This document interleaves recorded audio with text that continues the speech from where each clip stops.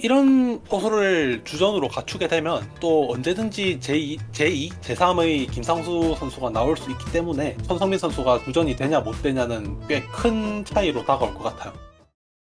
안녕하세요. 서리난 롯데 딸 꽃겨울입니다. 구독과 좋아요, 알림 설정까지 부탁드리면서 2월이 다가오고 있습니다. 야구도 다가오고 있다는 뜻이겠죠. 그래서 한번 이야기해볼까 합니다. 2호 시즌 기준 주목하는 야수 그리고 투수 각각 5명씩 꼽아서 이야기해보는 시간 갖고자 합니다. 우리 작가님과 함께합니다. 작가님 안녕하세요. 안녕하세요, 윤호입니다. 일단 지금 오늘 녹화하는 날짜가 1월 19일이에요. 1월 25일에 이제 스프링 캠프가 시작이 되는데 이제 비시즌 훈련을 끝내고 이제 선수들이 하나 둘 스프링 캠프 훈련지로 합류하고 있는 상황에서 이런 영상을 찍게 됐는데 이거를 사실 할까 말까 고민을 좀 했어요. 근데 그냥 어찌 보면 견해니까 편하게 이제 들어주시면 될 것 같고, 그냥 친구 하나 만나가지고 야 너 얘에 대해서 어떻게 생각하냐 이런 느낌으로 시청해 주시면 될 것 같아요.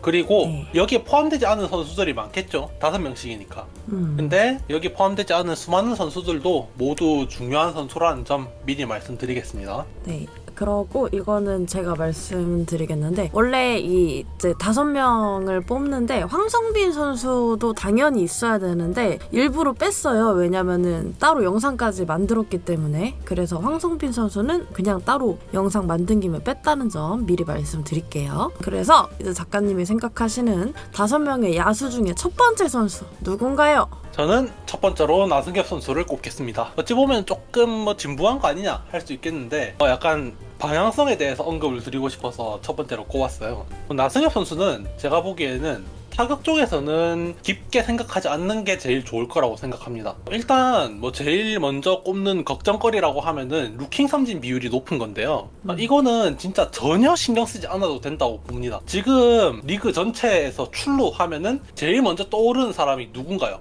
저는 이제 홍창기, 정수빈 이런 선수들이 생각이 나네요. 그쵸. 저도 홍창기를 생각을 했는데 이 홍창기 선수가 나승엽 선수보다도 루킹 삼진 비율이 더 높아요. 근데 그렇다고 해서 홍창기 선수를 저평가한 사람은 그 어디에도 없잖아요. 그렇죠. 그래서 이런 부분적인 요소 하나가 이 선수의 치명적인 단점이다 이렇게 얘기하기에는 큰 무리가 있기 때문에 신경 쓸 필요가 없다고 생각을 합니다. 이 팩트는 이제 나승엽 선수는 이제 규정 이닝 국내 1루수 중에서 우루크, WAR, OPS 제 3개 전부 1위거든요. 그래서 지금 당장 뭔가 뜯어고치려고 들지 말고 작년의 활약을 솔리드하게 안정적으로 유지할 수 있도록 하는데 집중을 했으면 좋겠습니다. 그리고 반대로 수비는 적극적으로 좀 수정하려고 달려들어야 한다고 생각을 하는데요. 2사 시즌에 나승엽 선수의 수비를 보면 하이점프 캐치 그리고 다이빙 캐치 같은 반응 속도를 요구로 하는 피지컬적인 수비는 괜찮았어요. 명장면으로 꼽히는 것도 몇 개 있고요. 근데 빠른 땅볼 타구에서의 핸들링 그리고 베이스 커버 들어오는 투수와의 합작 수비에서 좀 많이 아쉬운 모습을 보였어요. 그래서 훈련 중에 PFP라고 피처스 필딩 프랙티스를 줄인 말인데, 투수의 수비 훈련을 할 때 스프링 캠프에서는 이 훈련을 야수와 같이 하거든요. 그래서 이거를 할 때 조금 집중해서 해야 할 것 같아요. 그리고 이게 어련히 팀에서 알아서 하겠지만 지금 코치 라인을 보면 수비 코치가 이제 김민호 그리고 유재신 코치인데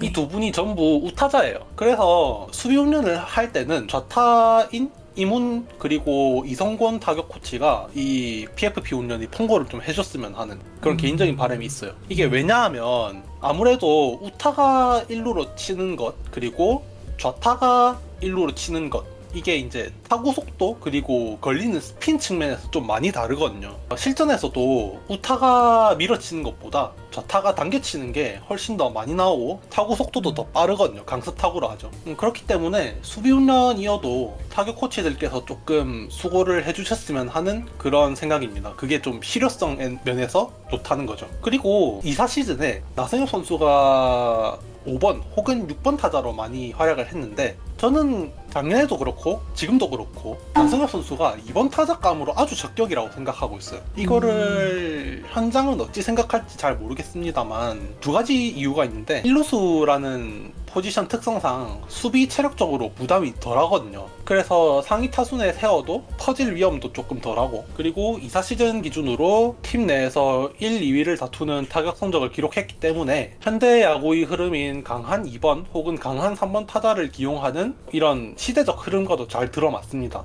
나중에 이 얘기를 또 하겠지만 고승민 선수가 원래 2번이었잖아요. 근데 여기서 5번 혹은 6번으로 내려가게 되면 고승민 본인도 타격적으로 조금 더 솔리드하게 활약할 수 있을 거란 그런 생각도 들고 그렇네요. 좋습니다. 저도 약간 2번 타자를 나승엽 선수로 강한 2번으로 키우는 거 굉장히 괜찮다고 생각을 하거든요. 왜냐면 이제 고승민 선수가 2루수를 맡을 거기 때문에 수비 부담을 좀 줄여주는 측면이 좋을 것 같아서 아주 그렇죠. 의견에 전적으로 동의하는 바이고요. 사실 나승엽 선수만큼 또 당연히 기대해야 되는 선수가 있습니다. 그래서 두 번째 선수는 저는 윤동희 꼽겠습니다. 네, 이 선수가 나오지 않을 수가 없을 것 같아요. 제가 5명 중에 이 2명은 고정으로 받고 시작을 한 게 젊은 선수고, 그리고 국대에도 뽑혔고 아직까지 발전할 방향이 무궁무진한 선수들이기 때문에 꼽지 않을 수가 없었어요. 윤동희 선수의 2호 시즌 키포인트는 저는 스태미너가 아니라고 생각을 합니다. 왜냐하면 일단 2사 시즌에도 140경기 그리고 600타석 이상을 소화하면서 우수한 성적을 거뒀기 때문에 분명히 성공한 시즌이긴 하지만 2사 시즌에는 출장 비율을 보면 중견수와 우익수가 6대4 비율이었거든요. 그래서 2사 시즌 대비 2호 시즌에는 수비적으로 조금 더 부담이 커질 겁니다. 왜냐하면은 올해는 이제 전업 중견수를 해야 하잖아요. 좌익수에 이제 황성민 선수일 거고 우익수에 레이에스 선수일 거고, 그렇기 때문에 똑같은 타석수를 소화하더라도 분명히 체력적 부담이 빨리 누적이 될 거예요. 그래서 이 부분을 선수 본인이 얼마나 잘 컨트롤하느냐가 관건으로 보입니다. 여러 가지 방법이 있을 거예요. 뭐 경기 전 훈련 강도를 조금 낮춘다든지, 아니면은 웨이트를 할 때 중량을 낮추고 횟수를 늘려가지고 지구력을 늘린다든지, 뭐 그런 방식이 있을 건데, 아무쪼록 이제 4년차에 접어드는 만큼 본인만이 노하우를 믿어보고 싶다 이런 생각이 드네요. 그리고 이제 수비 측면을 살펴보면 중견수로서의 수비는 냉정하게 뛰어나다고는 말 못하겠습니다만 그래도 중간에서 중간보다 조금 위 수준은 된다고 생각합니다. 이게 선수의 투를 평가하는 기준이 20-80 스케일이라고 있는데요. 이게 50이 평균인데 한 50에서 55 정도 줄만하다고 생각을 해요. 사실은 수비 실력을 한 번에 끌어올린다는 게 말처럼 쉬운 일이 아니죠. 무슨 야구 게임처럼 그냥 뭐 스탯 투자하면은 성적 쭉 오르고 능력 쭉 오르고 이런 게 아니잖아요. 근데 이게 고작 3년차에 이 정도 수준급 타격 실력을 보여줬다는 거를 생각하면 또 수비도 1년, 2년 사이에 또 드라마틱하게 오를 수도 있지 않을까? 이런 기대를 하게 만들게 되네요. 그렇죠. 사실 이제 윤동희 선수는 지금 아직 어리기 때문에 충분히 수비도 발전할 수 있다고 느끼고요. 뭐 타격적인 면에선 사실 할 말이 없습니다. 워낙 잘해주고 있어서 앞으로도 잘한다면은 코멘트 달 것도 없을 거라고 생각을 해요. 그 다음 이제 세 번째 선수가 누군지 말씀해 주세요. 네, 세 번째는 손호영 선수입니다. 오, 역시. 이 선수가 이제 트레이드로 와서 이보다 더 좋은 활약을 보여줄 수 있을까 싶은 수준이었죠. 근데 사실 2호 시즌 전망을 마냥 좋은 얘기만 하기에는 어렵지 않을까 조심스럽게 걱정을 해봅니다. 뭐 시즌 끝났을 때 정말 기우였다라고 말할 수도 있지만 걱정을 해야 하는 부분이 있기 때문에 말씀을 드릴게요. 제일 큰 부분은 2사 시즌 후반에 들어가지고 공략당하는 모습을 조금 보였다는 점입니다. 손흥민 선수가 보시는 분들은 다 알겠지만 초구 2구의 배트가 되게 자주 나가거든요. 근데 이 부분을 확인한 투수들이 시즌이 지나감에 따라서 하이패스트볼 혹은 떨공을 초구 2구에 적극적으로 구사하기 시작했어요. 네. 그러면서 이제 헛스윙 그리고 파울이 자주 나오면서 카운트 싸움을 불리하게 가져가고 그에 따라서 9월 성적도 좀 떨어지는 모습을 보였는데 이에 대한 대응책을 어떻게 마련해올지가 관건이라고 생각을 합니다. 뭐 물론 이 9월의 부진이 체력적 부담도 작용을 했다고 저는 생각을 해요. 근데 이게 타격 사이클이라는 게 꼭 그 9월이 아니더라도 뭐 한여름이라든지 이럴 때도 올 수 있는 거잖아요. 그럴 때 이제 만약에 이 부분이 고쳐지지 않는다고 한다면 이복이 큰 모습을 보여줄 수도 있기 때문에 이 부분을 조금 염두에 둬야 되지 않을까 이런 생각을 합니다. 저는 그리고 제일 걱정되는 게 아무래도 부상 문제거든요. 그쵸. LG에서 사실 오기 전에도 부상 문제가 있기도 했고 와서도 부상 문제가 확실히 있기도 했잖아요. 그래서 저는 진짜 이 선수가 단 한 번이라도 풀타임을 뛴 적이 없는 선수이기도 하고 그럴 확률이 좀 적기 때문에 그 내구성 이슈가 좀 있을 거라고 25시즌에도 있을 거라고 생각을 하거든요. 그렇죠. 확실히 뭐 이사 시즌에 400타석을 소화하기는 했다만 아직 내구성 이슈를 완벽하게 극복했다고 보기에는 조금 어려운 부분이 있습니다. 다행히 이사 시즌에는 6월이었나? 그때 햄스트링으로 한 달 이탈이 전부였는데 이 시즌에도 3루에서 타격을 기대할 만한 백업이 만으로 이제 38살이 되는 정훈 선수 하나라는 점을 생각을 해야 돼요. 그렇기 때문에 뭐 사실은 정훈 선수도 3루 수비가 거의 아르바이트 느낌이지 뭐 1루 같은 그런 느낌이 아니잖아요. 네, 그렇죠. 그래서 뭐 수비 쪽에서 불안정하다는 점을 생각한다면 그리고 나머지 뭐 최항이나 뭐 노진혁이나 뭐 이런 선수들은 타격적으로 기대치가 높지 않기 때문에 그런 점을 생각을 한다면 또 이제 부상당하지 않게 해주세요 이렇게 기도를 해야 하는 그런 상황입니다. 네, 그래서 기도 메타를 들어가야 되는 느낌인데 이제 트레이닝 파트에서 사실 계속 신경 써주는 것밖에는 방법이 없겠죠. 그렇죠. 그래서 이제 비시즌 때 안 그래도 걱정이 됐는지 김태현 선수 그리고 박진 선수와 함께 도쿄에서 부상 방지 트레이닝을 받았는데 이게 좀 효과가 있기를 기대해 보겠습니다. 그리고 이제 네 번째 선수는 이 선수도 당연히 들어가는 선수인 것 같아요. 고승민 선수입니다. 고승민 선수도 어찌 보면 윤동희 선수와 비슷한 포인트입니다. 폴타임 이루수를 도전하는 첫 시즌이라는 게 좀 중요한 것 같아요. 이사 시즌에는 시즌을 좌익수로 시작을 했고 이제 2군에서 조정 기간도 한 달 정도 거치면서 이루수로 시작을 한 게 5월부터라는 걸 감안하면 올해는 작년보다 체력 관리를 조금 더 빡빡하게 해야 할 것으로 보입니다. 여기에 추가해서 고승민 선수가 한여름인 7월에 OPS가 0.656으로 부진했는데요. 이런 걸 해결해 줄 수 있는 조정이 앞서 나승엽 파트에서 말씀드린 5번 혹은 6번 타자 고승민입니다. 고승민 선수의 작년 메인 타수는 2번이었어요. 근데 이 타순을 2번에서 5에서 6번으로 내려주게 되면 144게임 소화 기준으로 타석수가 45에서 62타석 정도 줄어들게 됩니다. 그러니까 뭐 한 게임에 뭐 많게 잡아서 4타석이라고 생각을 한다면 거의 11게임에서 15게임을 줄여주는 그런 셈이죠. 고승민 선수가 이루수라서 센터라인 포지션이기 때문에 수비 체력 소모가 크고 그리고 직전 시즌보다 더 많은 게임을 해당 포지션으로 소화를 해야 하기 때문에 타순을 조정을 해주면 훨씬 쉽게 이 문제를 해결할 수 있지 않을까 이렇게 생각을 합니다. 그래서 저도 수비하면서 괜찮아지는 모습을 보였는데 좀 이제 손가락 부상이 있었잖아요. 그게 계속 괜찮기만 하다면 수비 정도는 더 나아질 수 있을 것 같다라는 생각을 해보고요. 네, 저는 이제 궁금했던 마지막 선수 과연 누굴까 정말 궁금했는데 이 선수를 또 뽑아주셨어요. 이 자리가 이제 황성빈 선수를 빼고 이 영상을 만들었기 때문에 고민을 한 선수인데 마지막 선수는 손성빈 선수입니다.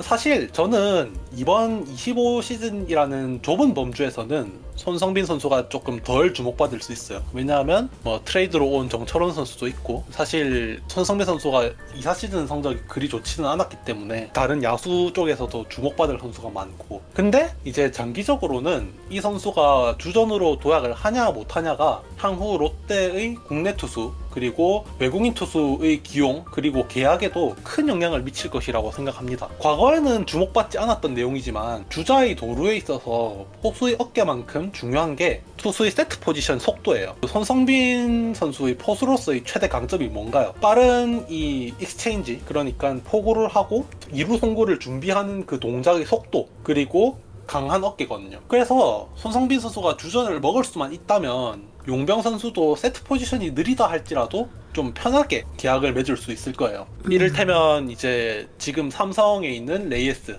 선수가 세트 포지션이 되게 느리거든요. 근데 좋은 활약을 했듯이 그런 약간의 리스크를 안고 있다 하더라도 편하게 계약을 할 수 있다는 게 큰 장점으로 다가올 겁니다. 그리고 이제 마찬가지로 세트 포지션이 느린 FA 투수, 그리고 활용 가치가 있는 방출 투수도 편하게 영입을 할 수 있다는 것도 장점이고요. 이런 포수를 주전으로 갖추게 되면 또 언제든지 제2, 제3의 김상수 선수가 나올 수 있기 때문에 손성민 선수가 주전이 되냐 못 되냐는 꽤 큰 차이로 다가올 것 같아요. 그리고 유강남 선수가 이번에 반월판 연골 부상을 입었잖아요. 그래서 지금 이 재발 방지를 위해서 체중 감량도 하고 그랬다고는 하는데, 뭐 그렇다고 해서 이전처럼 많은 이닝을 포수로 소화하는 것은 사실 불가능합니다. 원체 재발 우려도 큰 부위인데다가 포수 장비 자체가 5kg 가까이 되거든요. 그리고 특히 이 부담이 많이 되는 자세, 쪼그려 앉는 자세를 포수들은 해야 하기 때문에 몸무게 감량으로 완벽하게 해결될 문제는 아니다. 그렇다면 손성빈 선수에게 주어진 일종의 육성 모래시계라고 할까요? 그 모래시계에 주어진 시간이 확 줄어들었다는 얘기가 돼요. 원래는 이 유강남 선수의 FA 기간 동안 천천히 커나갈 수 있었는데 좀 더 빨리 스텝업을 필요로 하게 됐다는 얘기예요. 물론 그렇다고 해서 올 시즌 무조건 잘해야 한다, 못하면 다른 사람 찾아야 한다, 이런 얘기는 또 절대 아닙니다. 롯데의 자랑스러운 프랜차이즈였던, 그리고 아직도 리그 정상급 포수 자리를 유지하고 있는 네, 이사 시즌 포수 부분 골든글러브 바로 네, 누구죠? 또 조만간 저기 뭡니까 FA 하신다고 하는 그분. 강민호 선수죠. 네. 강민호 선수조차도 데뷔 4년 차에 포텐이 터졌습니다. 그리고 손성빈 선수가 이제 4년 차를 맞이하게 되죠. 강민호 선수조차도 사실은 그 2005년, 2006년 이때 그 기존 롯데의 주전 포수였던 최기문 선수가 병역 문제, 그 단체로 한번 병역 기피 사태가 터진 적이 있거든요. 그리고 그 문제와 이제 06 시즌의 부상 문제로 인해서 강제로 2시즌을 1군 경험치를 풀로 먹게 됐어요, 강민호 선수가. 그 점이 이제 성장 속도를 촉진시켰다라고 평가를 받는데, 사실 손성빈 선수는 그런 해당 사항이 없잖아요. 그래서 올해 4년차에 접어드는 손성빈 선수가 올 시즌에 스텝업을 설령 못한다 하더라도 그거는 뭐 비난을 받거나 뭐 이상한 일이라거나 그런 점은 아니에요, 사실. 포수가 사실은 성장하는데 속도도 좀 느린 편이고, 그래서 만약에 진짜 긍정 회로를 풀 가동을 시켜서 주전으로 도약을 하게 된다면 그건 정말 강민호? 어쩌면 그 이상의 페이스라고 말해도 될 것 같아요. 손성빈 선수의 발전 가능성은 정말 무궁무진하다고 생각을 합니다. 잘만 커준다면. 그래서 파격적으로 기대해 볼 점이 뭘까 하면은 역시 좀 준수한 주력, 그리고 일발 장타, 이 두 개를 꼽을 수 있을 것 같아요. 이제 이사 시즌 성적을 뒤져보면 순 장타율 ISOP가 0.185였는데 이 수치가 이제 잠실에서 20홈런을 때려낸 LG의 박동원 선수와 맞먹는 수준입니다. 박동원 선수가 0.189거든요. 그리고 이제 말씀드렸듯이 평균적인 포수 대비 뛰어난 주력을 갖추고 있기 때문에 2루타 생산 측면에서도 유리한 측면이 있고요. 그래서 이러한 점을 고려해본다면 거포가 아니라 중장거리 타자를 목표 설정을 해서 달려든다면 좀 더 좋은 결과를 기대할 수 있지 않을까, 그렇게 생각을 합니다. 손성빈 선수는 일단 팝타임이 너무 좋기 때문에 진짜 어떻게든 빠지지 않고, 올해 좀 사실 이제 유강남 선수가 저는 부상에서 돌아왔다고 해도 아직 물음표가 있다고 생각을 해요. 그래서 얼마만큼 이제 손성빈 선수가 자리를 차지할 수 있을지는 모르겠지만 좀 최대한 많이 이제 경기에 나와준다면 그만큼 보여줄 거라고 생각을 하고요. 이렇게 5명의 선수 알아봤습니다. 또 여러분들이 기대하시는 선수나 궁금하신 선수도 궁금하니까요. 댓글에 많이 달아주시고요. 우리 작가님 마지막으로 하실 말씀? 어쩌다 보니 그 황성민 선수의 대체로 넣게 된 손성빈 선수의 비중이 되게 높아졌는데, 이 부분은 사실 어쩔 수가 없는 게 거의 6년 넘었죠, 이제 7년째인데 포수 자리가 무주공산이 된 지 한참 됐잖아요. 그래서 이 부분을 좀뭐 제가 워낙 근 몇 년 동안 깊게 생각을 하다 보니 이렇게 된 것 같은데, 아무쪼록 이 5명을 포함해서 모든 유망주 선수가 좀 올해 좋은 결과를 수확했으면 좋겠습니다. 저도 바라는 바입니다.